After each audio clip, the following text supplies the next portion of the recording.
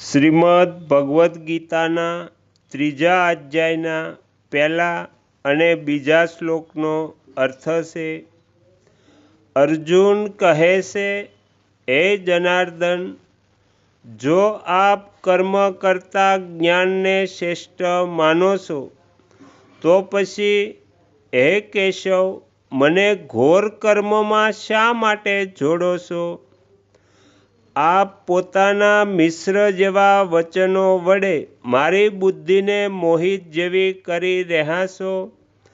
આપ નક્કી કરીને એક વાત કહો, જેથી હું કલ્યાણને પ્રાપ્ત થઈ જાઉં. મનુષ્યના અંતઃકરણમાં એક કમજોરી રહે છે કે તે પ્રશ્ન કરીને ઉત્તરના રૂપમાં પણ વક્તા પાસેથી પોતાની વાત અથવા સિદ્ધાંતનું જ સમર્થન ઈચ્છે છે.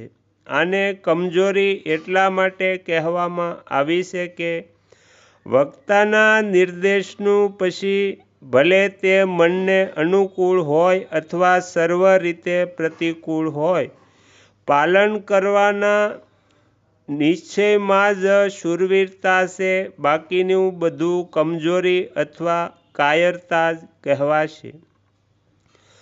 આ કમજોરીના કારણે જ મનુષ્યને પ્રતિકૂળતા સહન કરવામાં કઠિનાઈનો અનુભવ થાય છે.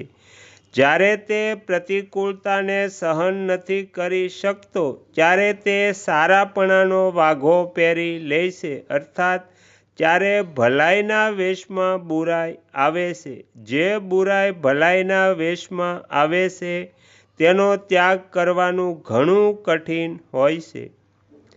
અહીં અર્જુનમાં પણ હિંસા ત્યાગરૂપી ભલાઈના વેશમાં કર્તવ્ય ત્યાગરૂપી બુરાઈ આવી.